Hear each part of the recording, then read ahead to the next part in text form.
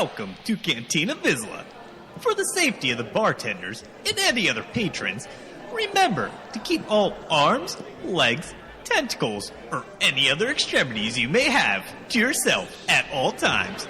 So come right in, grab a drink, sit back, relax, and enjoy the show. Coming to you from the Panic Room in the crap part of the cantina, I'm Sparrow. And with me, as always, is a man who some say CG had to remove him as a relic amplifier. All I know is I call him Stan. Yes, I am a relic, but I can't say I'm very amplified right now. They went through, had you on everything, and said, makes the game way too unbalanced. We can't even change the stats. It just, everybody's overpowered. Stan is too OP, please nerf. That's exactly right. He was like Jawa Scavenger. Oh, man. How's your week been? Oh, it's been pretty good. It's been a crazy week, but it's not bad. Yeah, there's been a ton of Star Wars news with everything going on at Disney right before the basically grand opening of the Florida section of Galaxy's Edge. So tons of and not only that, but they're having their their press or stock D23. Yeah, their shareholder meetings. Yes, going through. So a lot of stuff coming out about Disney Plus also. Oh yeah, I cannot wait. Yeah, but before we get into that, anything else going on? Nothing too exciting. Work is sending me to this Dale Carnegie leadership class, which is pretty cool. Yeah, I've done some similar things in the past, but this one focuses more on kind of people skills, which admittedly I could improve a little bit. So I'm looking forward to going through that and getting some new skills. Yeah. But yeah, kind of a slow week outside of the game for me. What about you? Yeah, kind of. Work's just been crazy going through and getting put on new projects and trying to figure everything out, and definitely get to experience, and since I'm helping out, get to watch people fail miserably when it comes to managing people. To go through those, they start talking, and it's like, just go, all right, let's not make a face and cringe, because that was really ugly on what you just did. But other than that, I mean, going through the new season of The 100 came out on Netflix, so watched that, and then was watching Grand Designs on Netflix also, which is basically architectural homes that they go through and they follow as people build it. And let me tell you, there are so many people who do not finish their house because they're like, oh yeah, it's only going to cost this much, and it like doubles or triples, or they get through and like it has to be done a certain way, so they piss off the contractors and contractors leave. So many of those, I'm like, I really want to see this house finished, but it's been like 3 years that you're working on it and it's still nowhere close. Yeah, that's we've been talking about getting a bigger house because we have too many cats, and that's always been an option. That, just build something that way exactly we're getting what we exactly want. But then, man, the building process is so long and so complicated and so just ripe for things to go wrong. It is not bad if you actually have a builder and can find like a standardized plan and actually let the person go through and run everything, and then afterwards go through and kind of make those changes you want. It's really hard to go through and be like super picky and be like, oh, it has to be this way, it has to be these finishes. The more you change things on builders, the harder it is, more money, more time it will take, because it's not what they're used to. Yeah, I think a lot of people have a false sense of what it takes by watching HGTV too much. Yes, I completely agree with that. But enough of that. Let's start moving on to Star Wars. Let's get into the game. Oh yeah, just so much going on. Been prepping my Galactic Republic team. All right. I was prepping for the Grand Arena that has not taken place yet, so I got my Padme up to Gear 13. Oh yeah. Yeah, just growing. Got General Kenobi up to Gear 13. All right. And just in time, I put a Zeta on Shock T. All right, man, you are going all out on getting these teams rounded out, and honestly, I think you benefited with that Shock T Zeta and Grand Arena Championships actually being delayed because of the reworks that happened. Yeah, I don't think I'm gonna be able to get another one on her to finish it up before the new launch, but I did put it on her unique first. I mean, you really kind of need both of them to get everything out of it, so I'll see how it works. Yeah, you could just go through with a Rex lead and have her in the background on her unique then. But either way, I mean, having that slight delay in Grand Arena Championships completely changes the locks and actually gives you another team to be able to use. Yeah, that was my intent.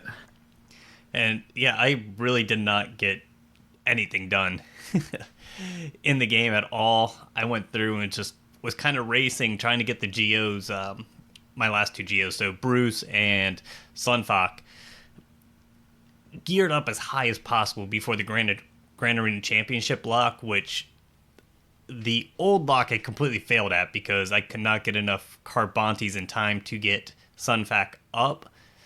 But with this delay and some good drops in raids, territory wars, and just current stores, I was able to get Sunfak up to gear 10, so not as bad as a gear 8 Sunfak in that team. So gives me at least a defensive team that's going to have Zetas, going to have some gear 12 decent mods to kind of mess with people and make them hopefully use a better team than they would normally do against them in Grand Arena.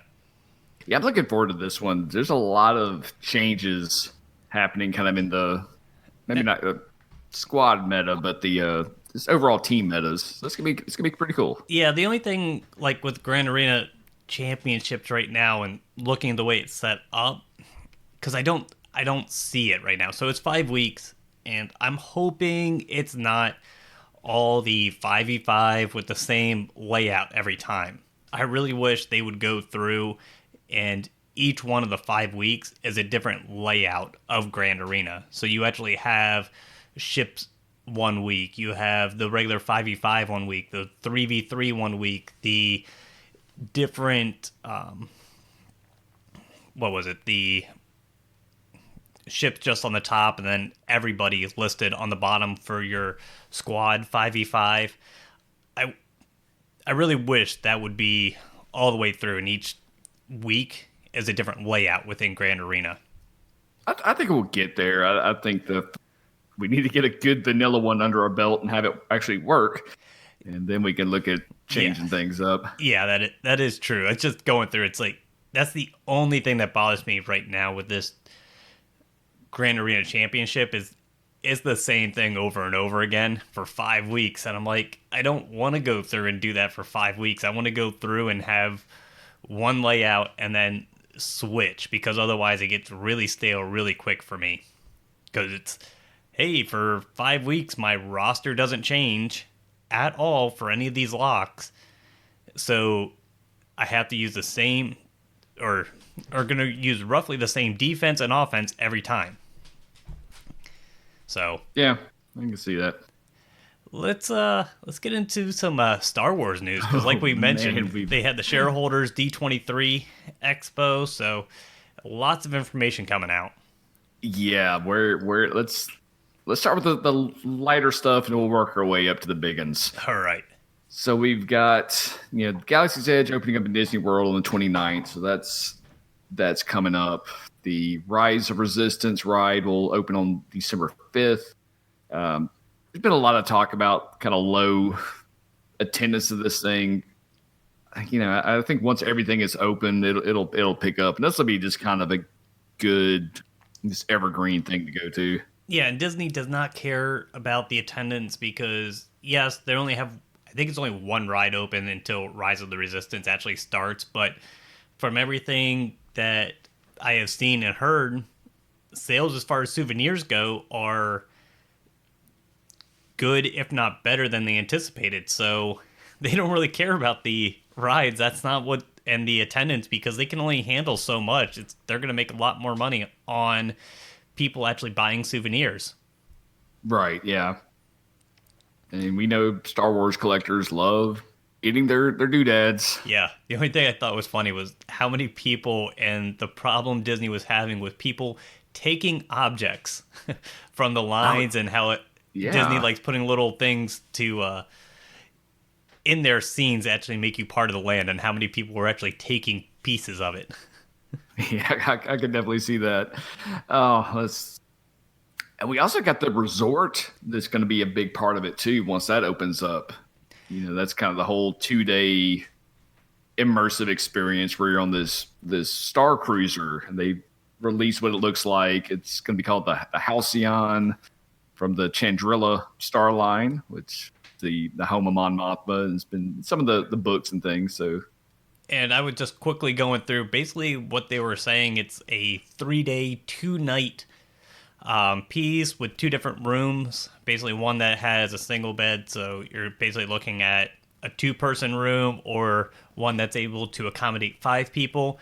And it seems like what they're predicting, the rough pricing would work out to be about 500 per day per person. So for that single bedroom, you're looking at like $1,000 a day.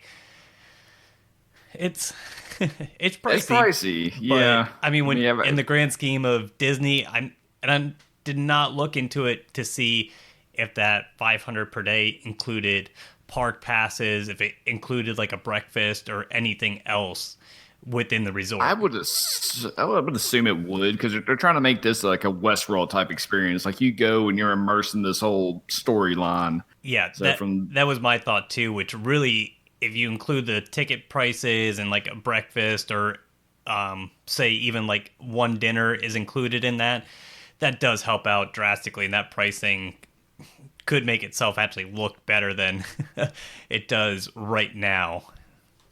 Yeah, I mean it's more than just a hotel room. So I mean you kind of got to pay for the experience too. Correct. I won't be doing this right away, but maybe off season a couple years from now, I'd like to get in there one day.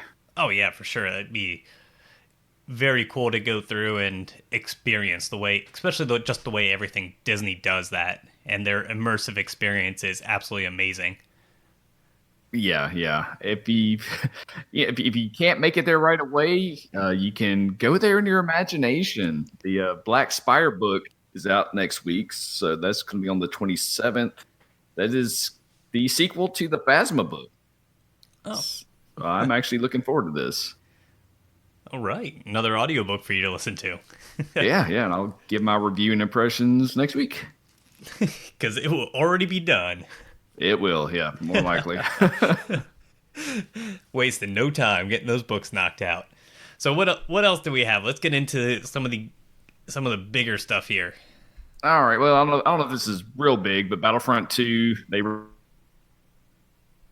own things, and they're actually going to be 20. So, I know we got a lot of listeners that still play that, so it's good for them. I like seeing the game stay supported. It's supported right now. If the player base drops off, I'm sure EA will be like, "Yep, sorry, tough luck." Yeah, we'll see. A lot of this stuff takes so long to make. Yeah, but by the time you can't really use it for anything else, so if they're working on it, they'll probably. Oh, I got faith they'll finish it out, even if the player base kind of drops. Yeah. But okay, now let's get to the good stuff. Hold on to your butts. All right. Let's hear it. Okay, so first big news we got was the Mandalorian trailer. Series going to premiere November 12th. We've got. Did you watch this? Yes, I did. Oh, so good. Yeah, it's pretty much the same trailer that you saw at right in Chicago. No, it's different. Oh, The okay. thing we saw at Celebration was more of a full scene. It was more of their conversation with the Empire guy with all the stormtroopers. Oh, okay. This you had a couple more like landscape shots and everything, but man, it looks so good. Yes, they did go through, and it looks amazing. They went through, and I forget whether I was watching basically a review of it, and they actually went through and had someone that was there, and when they were interviewing people, kind of going through and getting their impressions of why things looked the way it did within the trailer. They were clarifying why you're seeing the helmets on the spikes, what it kind of reminds of what type of show they were going for. And they said it was basically like a Western because the Empire has fallen. Not all the systems were happy about it. And it's kind of a free for all. And the only thing it kept going through and reminding me of is kind of like Cowboy Bebop, Firefly. I was like, this is pretty much just space western, which just reminds me of those types of shows. Yeah, the field looks real dark, real gritty. I just can't wait. Yeah. We got another. Now, we did see the action shot of the IG-11 droid doing his spinning, killing everything move. And they did, in the interview, specifically call out that it is not IG-88, but just another IG-11 droid. Yeah, that's kind of leaked on a T-shirt a while back. They had a picture of the droid and it said IG-11 on it. So we kind of knew that, but it's good to get further confirmation. Yes. Speaking of confirmation, the rumored Kenobi series was confirmed on stage by Ewan McGregor and Kathleen Kennedy. Yeah, and once again, another Disney Plus series. I think they said this was starting to film here in 2020. Early 2020 filming was going to start. Ways off, but well, if filming's starting early 2020, we're looking at next November, December, I would say, for release, or the first half of 2021. Right, and this is going to be set, prior to the prequel trilogy, obviously. Yes, it was after that, but not prequel trilogy. I'm sorry, sequel. Yeah, it was after that, but before. Like Rebels and everything. Well, I forget how they explained it because it's like a weird time. But they said basically it is set up and they can kind of tie it in. Or no, I remember what it was. It was set right around the time of Solo. Right. Yep. Yeah. They also there's this image out there that has all the properties out there kind of on the timeline of where it all fits. Yeah, because they were specifically called out Solo because of the interaction with Maul and Kira there at the end, going through and saying, well, now you can actually see or have a possibility of Robo-Legs Maul actually in the Kenobi series because they already set it up in the movies and said that time frame is when it's happening. I don't think we'll get it directly because of the story in Rebels. Correct. I think the way they ended it was perfect. They were building out that crime syndicate thing and that thing. Yeah, I think you're going to see more veiled references to Maul, maybe a hologram or something like that of it happening. But yeah, not them interacting. I agree with that. Yeah. Let's see. They showed like some Rise of Skywalker stuff. I don't think anybody cares about that, right? Nah, not yet. Not yet. A little bit. Yeah, from what I saw, it was basically everything got shown at the event, but there's kind of a blackout until Monday on when they're officially allowed to release everything. Right. Now, you can see like a little 10-second clip that's been leaked on YouTube that was kind of part of a sizzle reel that showed all the Disney properties, and there wasn't really a whole lot shown on that. But there are some descriptions out there. So if you're trying to avoid spoilers, skip ahead a couple of minutes. But first, we got the Rise of Skywalker poster, which showed Rey and remasked Kylo fighting on a ship spire of some sort. Rumor or speculation that it is the Emperor's Tower spire.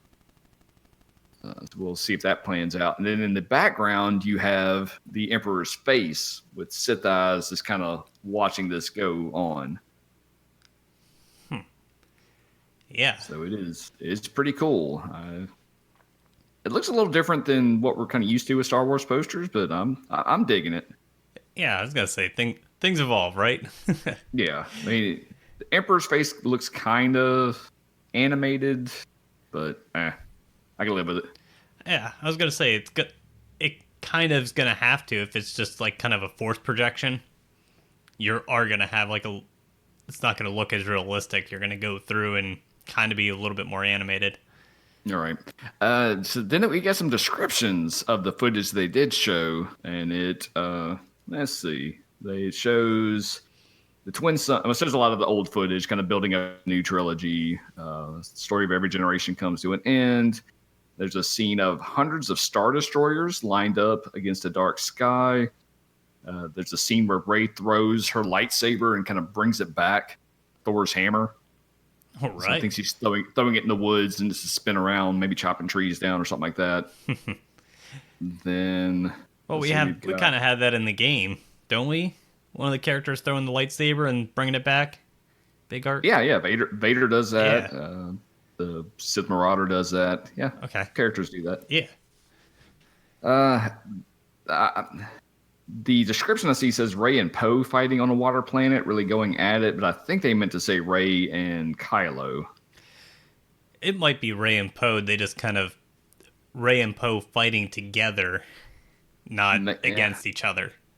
I don't know. We'll find out tomorrow. But the kind of the money shot for this trailer is the final scene that shows Rey. Do you care to rephrase that? I do not know. That is the reaction a lot of people had, I think. The money shot is Ray. Okay. Ray, all right. If you want to go with that, please continue. all in. Please continue. Yes. So it shows her. She is in a cloak with Sith eyes, and she brings up a red lightsaber that kind of has a hinge on it, and it folds out into a double-bladed red lightsaber. Ooh. So, what does it mean? Is this a vision? Is Rey going dark side? I think this part has like the Emperor saying something about your journey is now complete, or something to that effect. Yeah, So, that could be a hype. interesting plot twist if at the end the First Order wins. Yeah, the end. The end. Rise of Skywalker. The Skywalkers take over the universe, but it's through the dark side.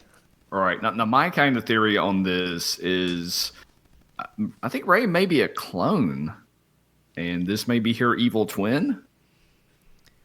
Oh. If you think about it, when she has her Force vision in the cave in The Last Jedi, it spreads out and it shows a whole bunch of Reys. So I think that may be more literal than we think. Yeah, I mean, that would make sense because they also went through and mentioned that they planned on explaining a little bit more of Rey's origins or parents also within the movie. And they have already hinted at that. So that would make sense. That would go through and be able to tie everything in. Okay, what if the Sith troopers are all Reys? Ooh. And that's where the army came from. Yeah, it would be... I have no idea. I don't either. I'm just throwing crap out there. I am just completely baffled by this new series because they go through and make a big deal of the Knights of Ren. They look so cool. Kylo having his own army, and then completely cut it out of the movies, and you never see the Knights of Ren. Well, I think it's confirmed we're going to see a lot more of them in the new movie. Oh, I hope so, because some of the backstory, and I know there's some write-ups of them, seem like they are very cool characters. I would want to see more of them. Yeah, I want to see them in the game. game. I might actually gear up First Order if I had the Knights of Ren. I think it's likely we'll get them, at least one or two of them. And would hope. we got the Kylo Ren comic book coming up that's going to show his downfall, and we may get some more explanation on them as well. Yeah, that would be nice. All right, let's get into the game here. Okay, all right. It was a lot. We had a lot there, but it's not in the game yet. So what do we have coming up this week? All right, let me open up the calendar here. Well, I can tell you one thing. Grand Arena Championship starts tomorrow, the 26th. Sign up. get in there. It may or may not start. Yeah, we got the new date for that. We're recording on the 28th, so we got Luke Skywalker's journey going 25th, on. Which 25th, not 28th. Man, it's 25th. What am I looking at? I don't know what you're looking at. You are living in the I future. see what happened. I see what happened. It started off on my. I just can't read. That's all. Okay, so we're in the middle of the Artist of War, not the Luke Skywalker event. All right. The Places of Power showed up. You remember that one? I was doing my events. I'm like, oh yeah, I forgot about this one. Yeah, the Thrawn one. I went through and I was like, oh yeah, I'll just get in here, hit auto, and it's like defeated. Oh, no. And I was like, oh crap. I was like, all right, how do I beat this one again? All right, let me go back in here and play it. And it was like defeated. I was like, huh. Yeah, this is a weird I want sensation. my rebels to be like their rebels. Yeah, why does my Phoenix team suck? Yeah, it's a fun one. But yeah, Places of Power, you can get some more clone shards. That's a little timely. So this week we've got a Smuggler's Run. Tomorrow we've got Territory Battle and Grand Arena. That's the kind of the main things. Later in the week does look a little light. So we've got the 29th and 30th and 31st. Not a whole lot going on, so we'll see if maybe we get another event or marquee character. Don't we have Geonosian Territory Battle starting up tomorrow also? Yeah. Mm-hmm. Okay. And we do not have next month's character or schedule out yet, so we'll have to address that next week. Yeah, for sure. We'll go through and see where they're going. I'm anticipating a Galactic Republic Jedi as the login character. I'm guessing Plo Koon or Mace Windu. I can see that, or I can even see Ahsoka. Yeah, I can see Ahsoka also. Well, possibly. Since Ahsoka already got another little retouch up, I don't think she would. I think it would be going through with a different character. But I think it's going to be a Jedi, though, this time. So, yeah, seems probable. All right, let's get into the game news here, and we started off. What was it? Right after we recorded, they went through and pretty much had a carriage replacement going through. Mark Dickinson was introduced, had a little interview. What do you think? He seems to be a little drier than Carrie was. Kind of just more of a manager. I don't know about that. Just kind of more just businessy. Yeah, I could see that. He did mention in there that basically he came in to CG working on Galaxy of Heroes. Sounded almost like he was in the same position Carrie was, just on their new project though, and that. They kind of did mention that, I forget whether it was this interview or somewhere else, that they did mention that it wasn't going to be the new game they're working on is something different. It's not a reskin of Galaxy of Heroes. It's something completely different, but it does sound like they are spending a lot of resources on this new project over Galaxy of Heroes. It's not two separate teams. It sounds like there is somewhat of a crossover, and they did take people off Galaxy of Heroes to work on this new project. Well, it makes sense. I mean, it's the part of the life cycle for this product. I mean, we're more in a maintenance mode and just kind of extending the life of what's already there. Yeah, agreed. Versus this new thing that's going to have to fund them, for the next 5-10 years. Yeah. I mean, I agree. That might just be why we're seeing this kind of lull, because they went through and kind of split up the team. You have to kind of redefine resources on how quick things can get done and what you're working on at the time. So it is a shift. I'm actually pretty interested to see on what this new project's going to be and when it's going to come out also. Yeah, same here. But overall, I mean, doesn't sound like he's going to change much. It sounds like the game, their plan going forward was pretty straightforward. They might go through and maybe change up the timelines a little bit, but overall, it sounds like everything's staying the way it is, and they have a plan, and he's just helping follow it. Yeah, I would agree with that. Uh, so that being said, we'll get to kind of going forward. What kind of the main push and change from our normal thing is going to be, but we'll get there. We mentioned the Grand Arena delay. Starts tomorrow. There were some sign up issues and some bugs in the feed description, so they went ahead and. Did you hear what the sign up issue was? It was something with Android not being able to log in. Yeah, it's like the Google Play Store went down for like an afternoon. It's right before Grand Arena Championship lock. So that was one issue. The feat description bug. That wasn't as bad. I mean, that was kind of more of a graphical issue, but they did have an issue with the lifetime scores going through and reading wrong. So some people kept part of their lifetime score.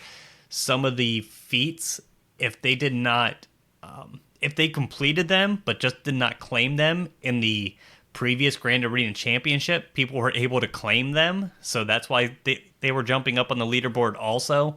So it was a whole bunch of oddball stuff. It was mainly just leaderboard stuff. Had nothing to do with the gameplay. It was just all visual leaderboard stuff, really.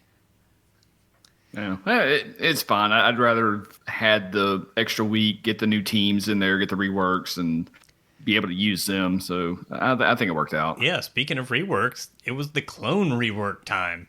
Yeah, this is really cool. They're going to be a good team. So we got an initial unveil of their kits, and the the community just jumped on it and had theory crafted an infinite loop team before the update even hit. So they had to go back to the drawing board and kind of change up some of the wording. And I think it's funny that the people that theory crafted and created the loop are the two people that got banned. Telling CG, yeah, you do realize just your wording creates an infinite loop. But yeah, so the clones that were getting reworked or got reworked were Rex, Fives, and Echo. Yeah, the 501st. The 501st, not only 501st, the 501st Domino Squad. Yeah. So that is really cool. They explained that they wanted to go through and set up like groups of threes and smaller teams and plug and play, which it kind of sounds like they're going off what we've been complaining about, that they've been creating 5-person teams and there's no way to theory craft and plug and play different characters within that. And it seems like they're taking that feedback and actually creating 3 and 4 man teams now, hopefully 3 and 4 man teams, and allowing for some theory crafting for that last spot. Yeah, this sounds good. We were talking about kind of the teams you were looking at before the show, and it's like, well, you want to use a Rex lead? Well, no, I want to use a Shock T lead. And are you going to use the Ahsoka? Well, no, maybe I want to use the Fives and how that impacts a pad and made team. And we're like, wait a minute, we're theory crafting teams. Oh my God. Yeah, I'm hoping. Yeah, I'm definitely hoping this continues, and they do more 3 and 4 person teams, allowing for some theory crafting and able to come up with those individual characters that are plug and play into each team. Because basically, when we were theory crafting was because Rex, believe it or not, lead did not get a nerf. I was so expecting that turn meter gain on crit just to be nerfed to hell, and it did not. So you were mentioning about using a Shock T lead. From what I saw, especially going up against like General Grievous, going through using a Rex lead, because how much he crits, the clones get so much turn meter and they just kind of pick off General Grievous so quickly and gets Rex up into that ability in which he can just do massive amounts of damage. Yeah, I think we're going to see just kind of use cases. Raid teams will be different from arena teams. Will be different from territory battle teams. That, and it seems like it reminds me of the Imperial Troopers, which makes sense. that you go through and plug and play a different team with a different leader or different squad composition based on who you're going up against. So, hey, I'm going up against General Grievous. All right, Rex makes sense. But if you're going up against like Night Sisters or Jedi Knight Revan or something like that, you might want to use Shock T instead, CLS. You might want to use Shock T because that's the better lead to go up against them. So it makes sense. It's kind of cool. You go through and need different characters and different squad compositions based on the team you're going up against. Yeah. Now, do you want to go into the kits for each of these, or just kind of hit some of the more interesting additions? Let's go through and do the more interesting additions, especially the Zetas, because this team did all of a sudden become extremely, extremely Zeta heavy. Yes, they have. Just when I was getting caught up on Zetas. Yeah, I thought I had enough because I saved up enough for the Padme team, and then this dropped, and I'm like, well, I need about 5 more Zetas now. Yeah, well, let's see. Rex's Zeta, let's see. It's a lot of cooldown reductions. That's okay. Echo has a pretty cool Zeta. This is, well, you mentioned Domino Squad. They updated the name of it to reflect that, so that's pretty cool. But his is when an enemy evades an attack from a clone trooper, probably their max. So a lot of your Foresight teams, he's just going to wreck shop on them. So I saw some videos. They were using clones against Jedi Knight Revan, and with all of Yoda's Foresight, he was just cutting through them. Yeah, his definitely an upgrade. Still seems like his cooldown, as far as the amount of times he attacks on that dispel attack, still seems a little slow. But overall, I mean, definitely a drastic improvement of what he was. No, excuse me. Yeah, so that's pretty good. The let's see. One, he can't be revived, and when another ally would be defeated, they'll recover 100% health, and fives will take one for the team. Yeah, and it that's great. Yeah, it's really digging into the lore and the actual story, so that's pretty cool too. Yeah. So he picks between so he's going to die. Everybody else is going to get max health, max protection, speed, and offense stats in addition to their own the battle. Are you there? Yeah. Did you die? Yeah, okay. I'm here. All right, then.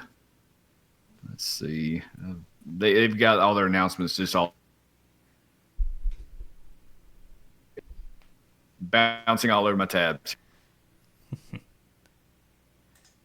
While I'm doing this, what are you going to prioritize any of these clones, or are you just going to kind of stick with what you got? I am going to stick on what I have right now in my plan, which is going to the Padme team first, and then going to the clone troopers, which we were talking about beforehand with the clone troopers.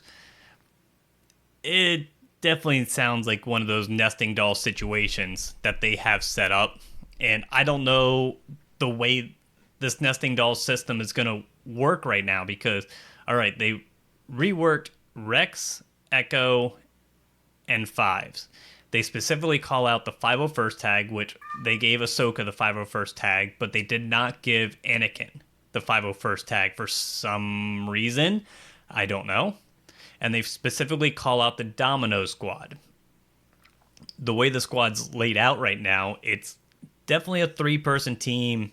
You can put Shock T there as a lead. You can put Ahsoka in there to round out the 5-person team. But Ahsoka kind of needs to be on that Padme team, so you're a clone short or a character short for this team. And do you think they're going to come out with another Domino Squad? Do you think they're going to come out with another 501st member? Now, if we look at Domino Squad, the two that come to mind are mainly Heavy.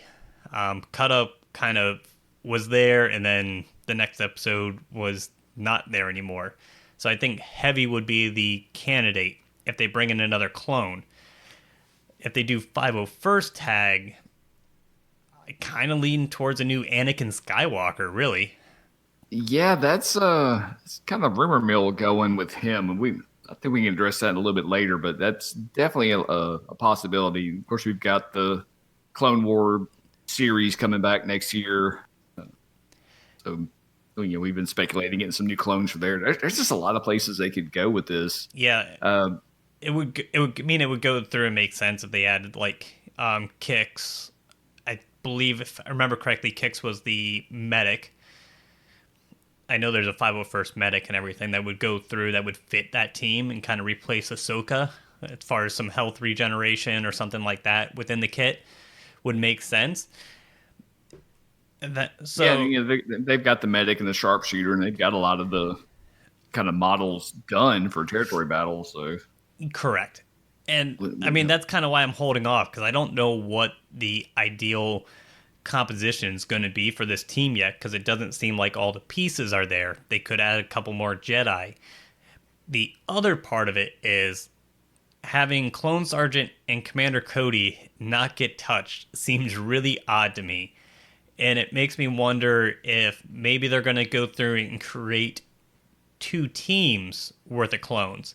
And maybe Commander Cody's going to have a 212th Attack Battalion tag or something like that. And they're going to add in clones within that Attack Battalion, and maybe Mace Windu, Plo Koon, Ki-Adi-Mundi might be the rounding out Jedi to go with those clones, because that's the more of the way I'm leaning towards, because I'd much rather, and I think more thematically, having a group of 3 clones working together with 1 or 2 Jedi with them makes the most sense within these teams and the way the show is actually portrayed.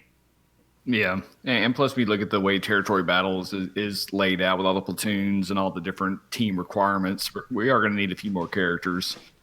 One more Zeta I wanted to touch on before we moved on was Rex's Zeta, his area, a new one, and it's pretty sweet. Final text on this one is deal physical damage equal to 20 of a target smack. For each turn a clone trooper ally is taken during this encounter. This ability starts on cooldown.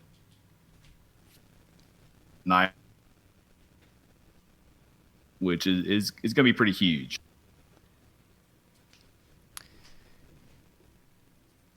Are you there? Yes, you were going in and out there. But basically this Zeta is going through what I was talking about, referring to earlier, which is Rex's big attack, which can pretty much one-shot General Grievous at Gear 13, which is absolutely amazing and makes this such a great counter to teams. It's percentage-based. So if you have 25% for each clone trooper, if you have 4 allies, that's 100%. So he's going to one-shot pretty much anybody. Correct. Which, I mean, makes him a great counter for teams if you can actually go through and get enough attacks in and get him to be able to use the attack. Yeah, so I think this will probably be the first Zeta I do on this clone team whenever I start moving into that. And the other part of this, which made me excited, was going through the 501st tag. Having Rex, Echo, and Fives was going through desperately hoping 3v3 was going to come back, and that this would make a perfect squad for that. Oh, you're right. Man, I was like, oh, man, I want some 3v3 back. Let me split up these teams and be able to put some interesting combinations together again. Yeah, definitely.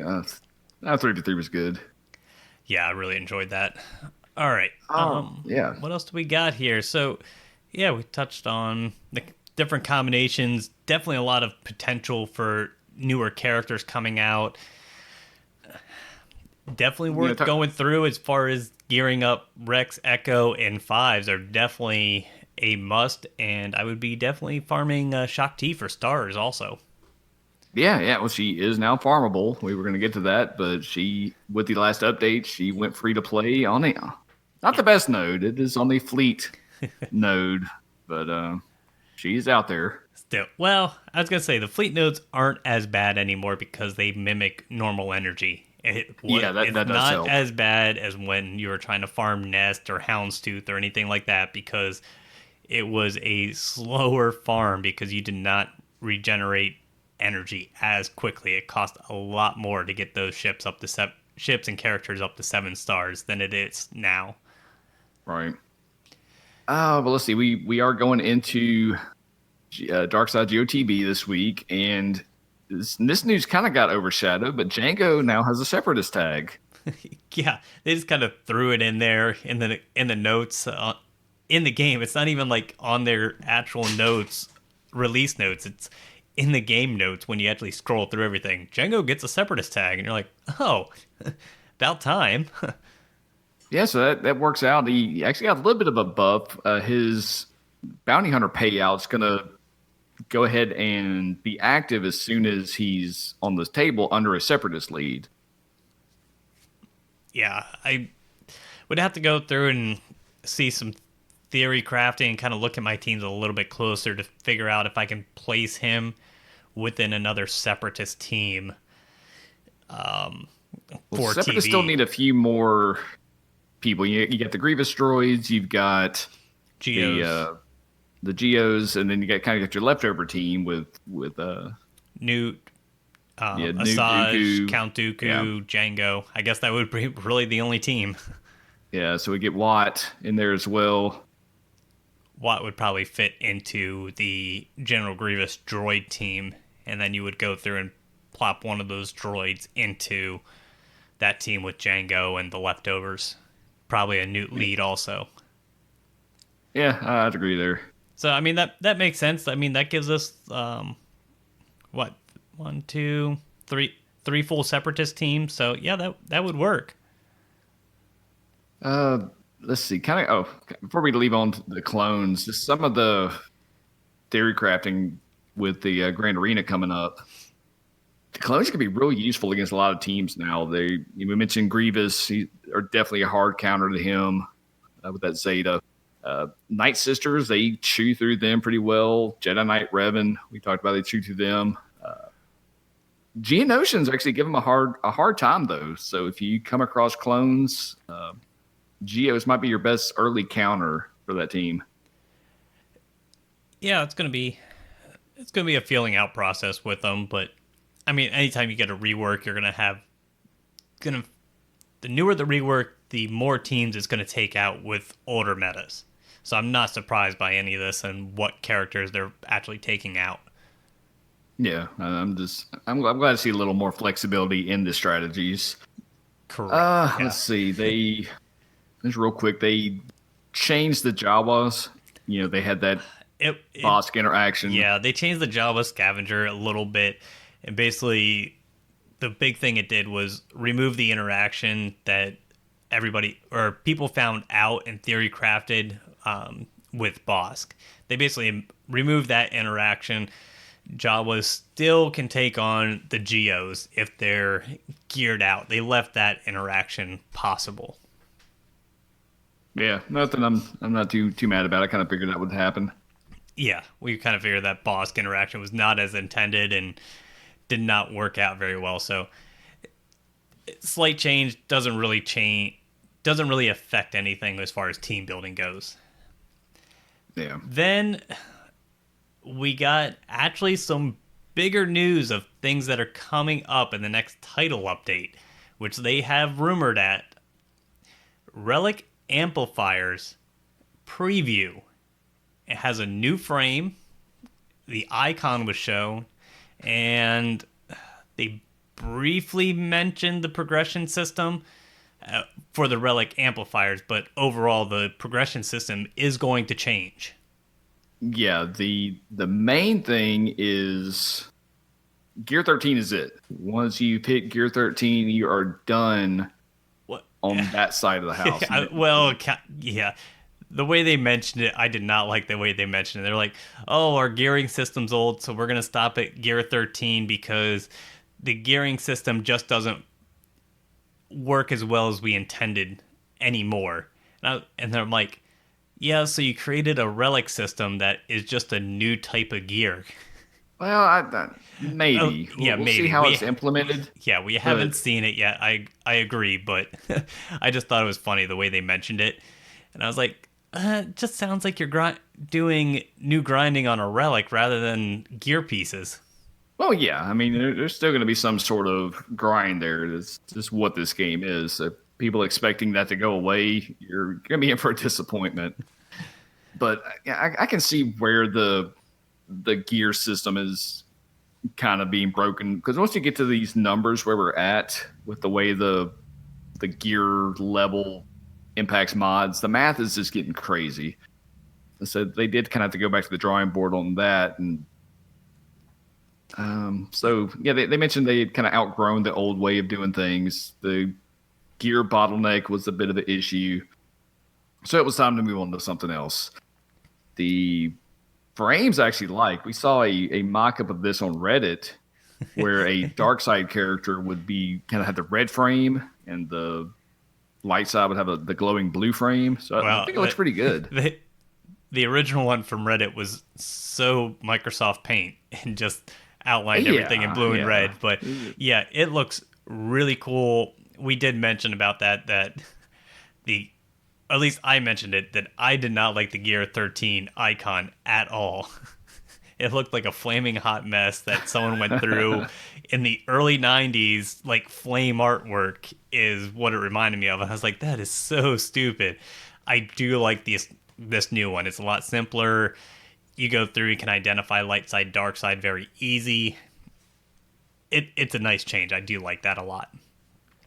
Yeah, so let's see. The actual gearboxes go away around the character, so you get a better.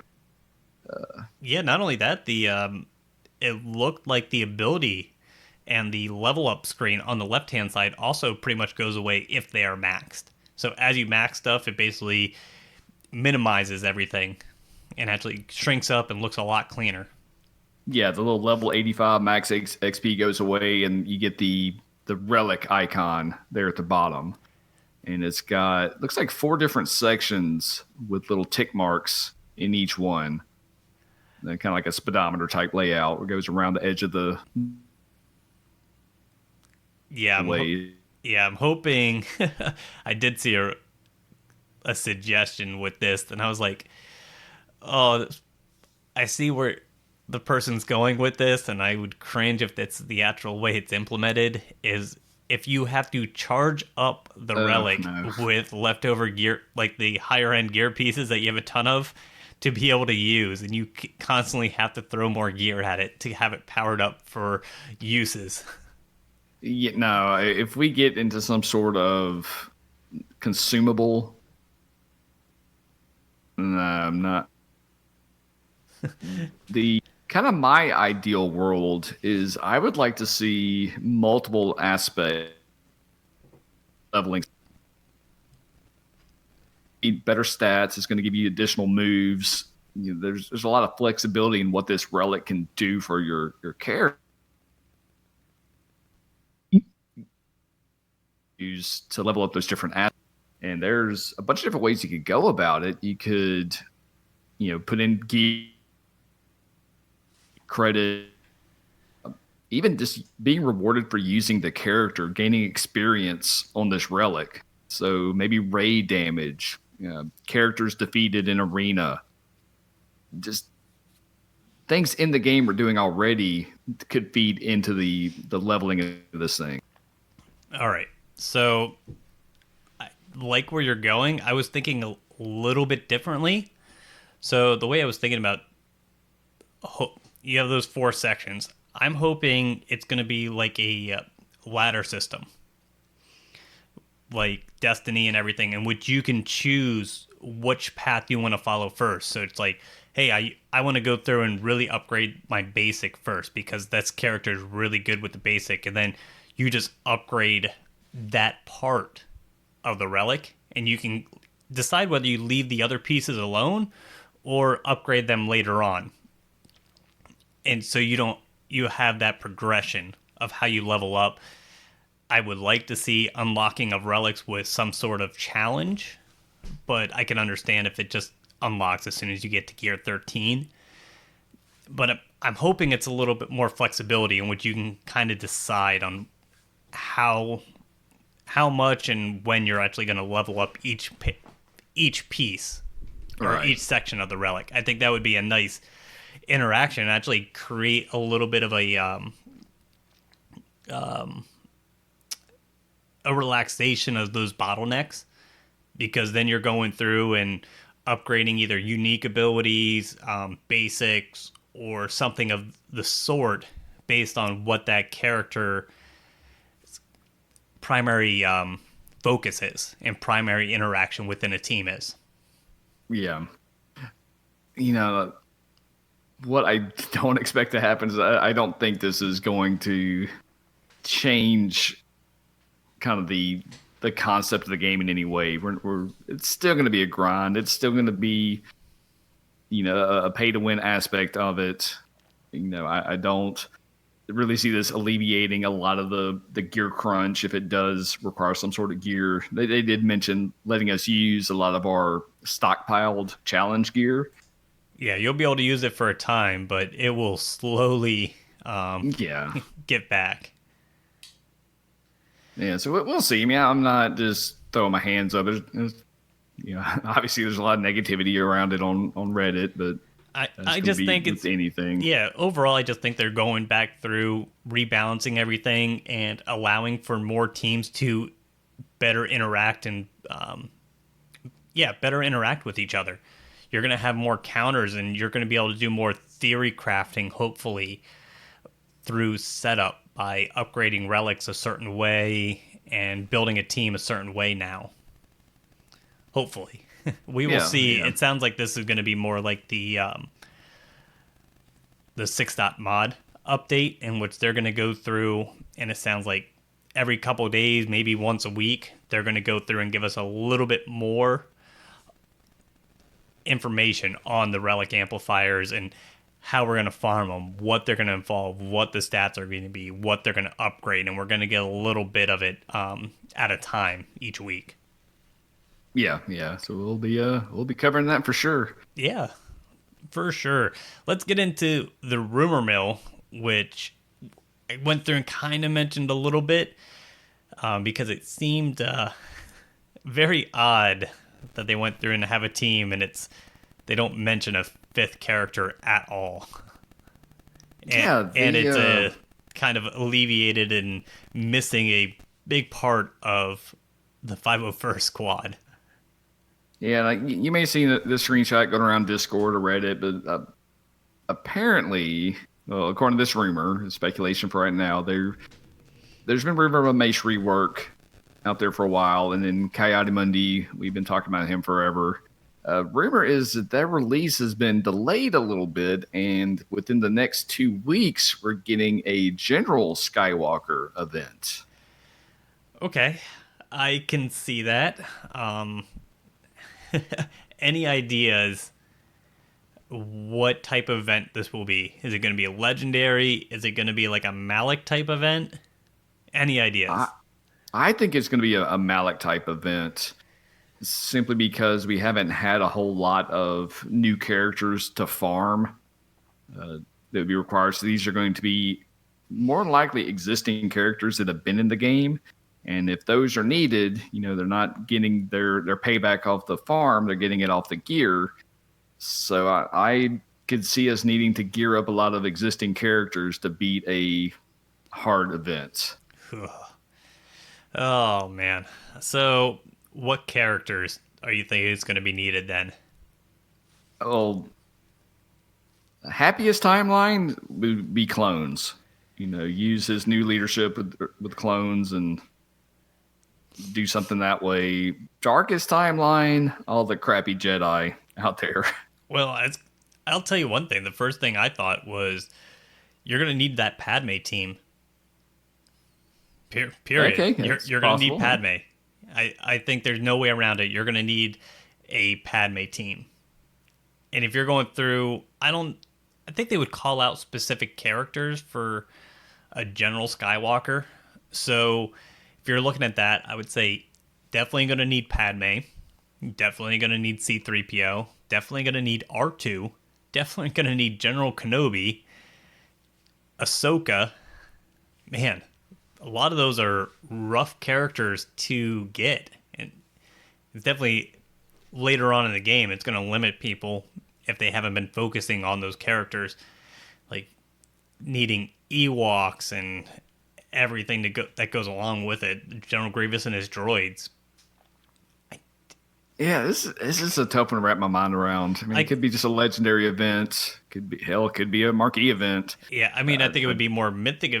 I think they would describe it as a mythic event since you need legendary characters within it. If it's like Padme in them, R2, C-3PO. Yeah, well, I think the fact that they renamed the Malik event means that they're thinking about it and have other ones in the works. Yeah. And I think this would be a good one for it. I think the other thing that's going to happen with this event is it's not going to be star locked. I think we're going to see, once again, a power lock. You're going to have a certain galactic power to be able to enter event. It's not going to be stars listed. Yeah, anytime there's existing characters, again, they're gonna make you work for it. Yeah, and if we're looking at two separate squads, kind of like the Malik event, I'm not even thinking light side, dark side. I'm thinking it's going to be that Padme team I went through and mentioned with all those characters, and then clones. So you're going to have both and going through and trying to get through the event. And the clones would hurt me. Yeah, the only thing that's kind of weird to me personally on this one is just how close a General Anakin is. Got a million Han Solos, and they're right next to each other. So the precedent has been set in the game. It doesn't really matter, but to me, it's just kind of weird. And they went through, and there were discussions in Discord about going through and about Anakin looking different, and then they started looking it up, and they're like, oh, never mind. Anakin has like battle armor and everything like that. So there's a lot of different possibilities for Anakin looking different and not looking the exact same as the current Jedi Knight Anakin. All right. And plus we need a whole bunch of different Anakins in order to do his dark side journey. That's right. You need every Anakin available at Gear 13. That's it. So you can burn him up and turn him into Vader. That's right. So that's pretty much it for the game this week, which was a lot. Do we have any listener questions? Yeah, we had a few. Cotman asked, tinfoil hat question, was the Grand Arena canceled in an effort to locate spot tag cheaters? I don't think so. No, I think that's a definite yes. Because they went through, and if you were actually watching the leaderboard, people were falling off the leaderboard rather quickly, and I think that was part of CG's way to identify cheaters, was going through checking the leaderboards and kind of working their way down the leaderboards to find out whether people were cheating or not.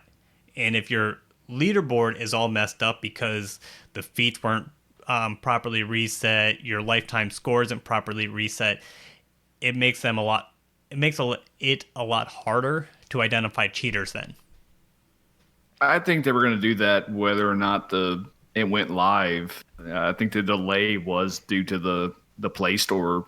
Oh yeah, I think that's the main reason, but I don't think they were going to argue with it. I think it was that compounded with the issues they already had with the leaderboard, just gave them a very clean excuse to go through and say, sweet, we can go back in here, clean this up, that way we can help catch these cheaters as they go through and go up.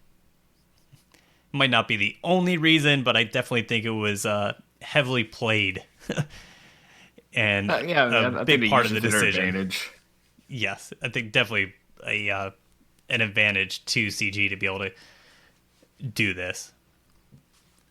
All right, next question comes from Maz Rula, the local talent scout. Question: how do you keep everyone in your alliance happy? It seems like a tough balancing act. Ours has been going through a lot lately with a lot of departures.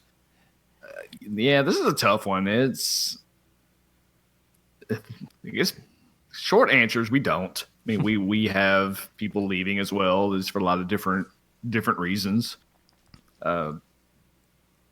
I know It's you're more involved with the recruiting side of the house than I am. What are you seeing on so that? it's not easy. Obviously, the bigger the alliance, the easier it can be, depending on how you set up the alliance. If you're just setting up the alliance that everybody has the same goals and it's really just the progression of GP, then yes, it is very hard to make all alliance members happy if someone's mindset changes. Our alliance right now, we kind of have it set up in a two-tier system. People who are focusing on more territory wars, people who are focusing on more territory battles. So if someone's going through and obviously there's burnout, people go through and kind of lose interest in certain aspects of the game, territory wars especially right now because it's the same thing over and over again with the current team metas that are available, that they can go through, say something, and we can move them into a guild that's more territory battle folk oriented, and they can just go from there. Right now, we're kind of losing some people because they want to go through and be a little bit more competitive on the leaderboards, and they want people who are more on their level as far as elite mods and everything like that. We kind of have that right now, but it's hard to break in, and those guys tend to be looking for a specific GP. So those guys are hard to keep happy because they feel if you aren't keeping up with them, no one's doing what they should. Right. So, I mean, it is a balancing act. The best way is to go through, figure out what your majority of your players want to do. If they want to focus on one thing over another, then shift your focus and tone it down. If they want to focus on territory battles, all right, fine. Go through, make sure everybody's farming the same characters, make sure the goal is to, say, get Wat Tambor, make sure it's defeating the Acklay. Make sure that's your focus. Make sure it's completing so many waves in phase 3 or phase 4, or completing that final ship battle in phase 4 of the GOTV. And Right. then when Yeah, you get to territory if you war, make it that. but yeah, but if you're going to be doing that, make sure that's everybody knows you're going after that. And then when territory wars happen, you go through, you make sure everybody's participating, or if they aren't, making sure you have people do an even number of signups. That way you get matched up decently, and don't bombard people with tags. Just go through and make sure, hey, we need full defense. This is what we're doing. Fill it in. And don't hound people. Just make sure they're participating rather than a constant tag. Oh, next zone open, go. Next zone open, go. Make sure you tag me to so I can assign specific teams for a territory wars. People aren't looking for that if they're in a territory battle. So just remember as leadership that you have to go through and kind of take a step back. If that's not what you're focusing on, do not overplay that, overtag that for your members. Yeah, we're seeing that in our guild right now. We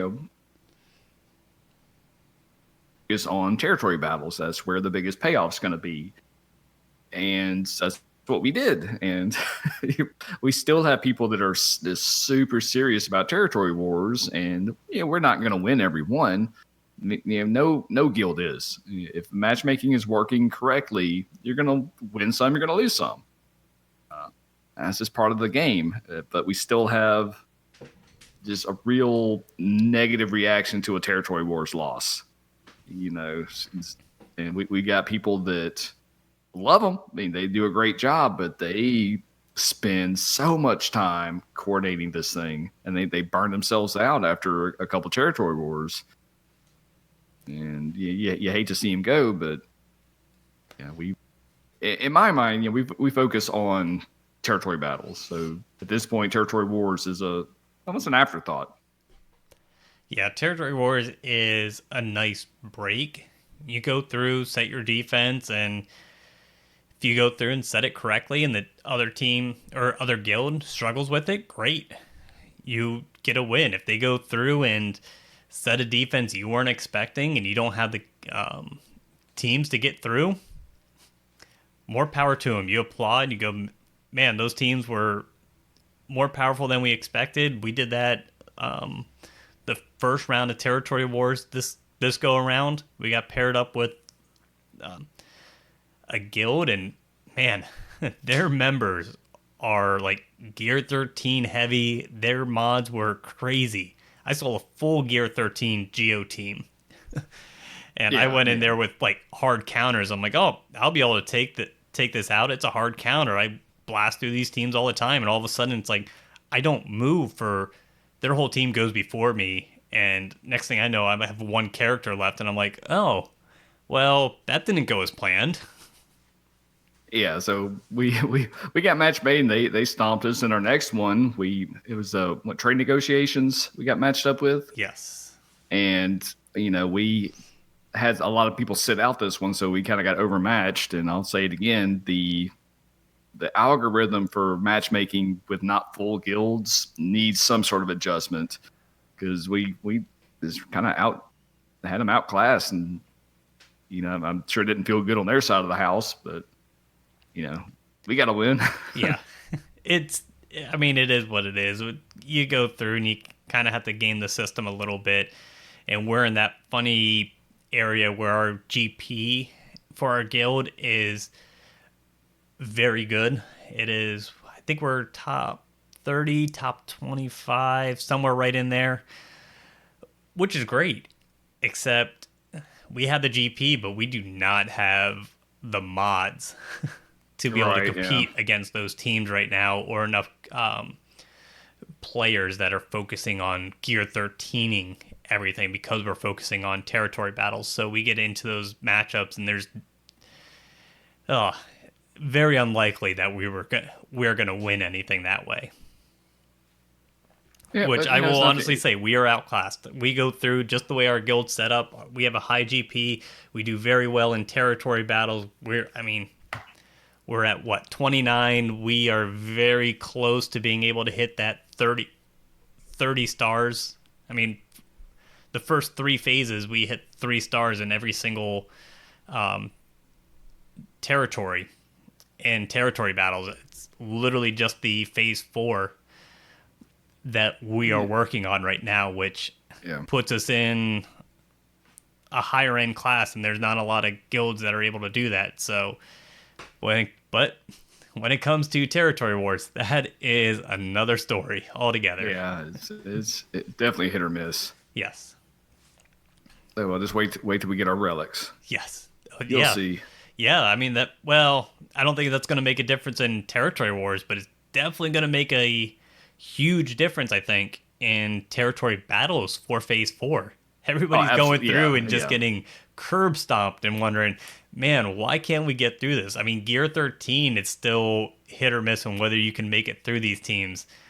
I think it definitely was tuned for Relics in mind for that last phase. And I agree wholeheartedly. Yeah, in phase 3 is tuned towards that Gear 12, Gear 13 range is where that tuned, and that's where you're seeing the discrepancies of trying to get through those teams in phase 4. So really excited for Relics to come out to try to maximize those stars. Yeah, a real quick aside on Relics, we were talking in the Discord. If you had your own personal powerful Relic amplifier, what would it be? Oh man, I mean, right now it would be my phone, right? I think that's what everybody's is. Yeah. It's a sad statement on our society. So I was thinking about mine. Non-phone, if it would be my phone, but if it wasn't that, it would probably have to be some sort of golden litter pooper scooper. Either that or it would be an Xbox controller. Yeah, there you go. Something like that. So let's get into this marquee watch and start wrapping things up. Yeah, we Shock T hit the tables. We mentioned that. We had predicted August 29th, and she hit the 23rd, so pretty much nailed that. Next, only other one we got on the board is Vulture. Should hit shipments around the 14th of September with free to play toward the end of October. All right. I mean, looking good for a General Grievous ship coming out for the Vulture droid. I like it. Yeah. And let's get into what we're bumping and grinding on. I'm all on the clones right now. I've been gearing them up, working on Shock T, just trying to get her to 7 stars so I can get her to gear 13. She's sitting at 15 to 65. I'm going to shoot for about 10 a day for her. Whew. Yeah, it's going to be, I may have to do some shipments, but. Oh, man. Yeah. And then what? Really, that's it, right? Yeah. Just still working on the negotiator. I'm at 95. So probably 2 more territory battles. I'll have that unlocked. Yeah, roughly. 2 to 3. I think you're probably at what, 2.5 really. So it's gonna be like that pains, or at 90%, you're gonna be like at 140. It would be painstakingly like close and be like, oh. I see us being like 50 currency away from like getting a last little 5 shipment. Yeah. Yeah, I am, like I said, still working on my geos, trying to get them rounded out for territory battles, finishing up all these random hard nodes. Did move into focusing on Shock T along with the ETA and kind of farming the Sith fighter, my fleet battles. Malik, I do have 85 of 100, so after this territory battle, Malik will be at 7 stars, and then I can focus on gear 12, and probably gonna actually just take him right up to gear 13. And made me look, I was like trying to figure out, why is it taking me so long to 7-star Malik? And it made me feel good and bad. So it made me feel bad in the sense that looking up the currency, you get about 3,000 less currency per territory battle map if you're doing the GOTB versus Hoth, which is almost 10 shards of Malik each go around, which is very rough. And that's if you're maxing Hoth versus... Yes, that is if you're maxing Hoth. And that's with our guild also getting 29 to 30 stars. It's still 3,000 less. So if you're getting even less stars than that, if you're getting like 20, that's even more. You're dropping down drastically. You're getting literally probably 10 to 15 shards less per territory battle, which is just extends everything out, which makes me... This is why it's a horrible thing for everybody else, but I feel good about that because all these new people that just got Malik, it's going to take them much longer to 7-star Malik because they're using GOTB as a farming for the currency. But I will take it. I will take a lower end Malik and just hoping that they weren't saving currency and taking them right up. Yeah, I mean, because we're still getting the new currency too. I wouldn't make the trade-off. Oh, yeah. It's just if you're trying to use that currency strictly for Malik, right, that new currency does nothing for you. But yeah, I mean, that's pretty much all we got this week. Let's wrap this up and get on out of here. All right. So, same crap, different week. Leave reviews. Check us out on Discord. Check us on thealliancegaming.com. So inclined, check out our Patreon. Been kind of slow on the Patreon side. We're going to have to do a advertisement push on that. Email us, cantinavisla@gmail.com. Love to hear from you. All right, guys. So until next week, which it sounds like we're going to have more information, which is such a good thing. We'll see you later.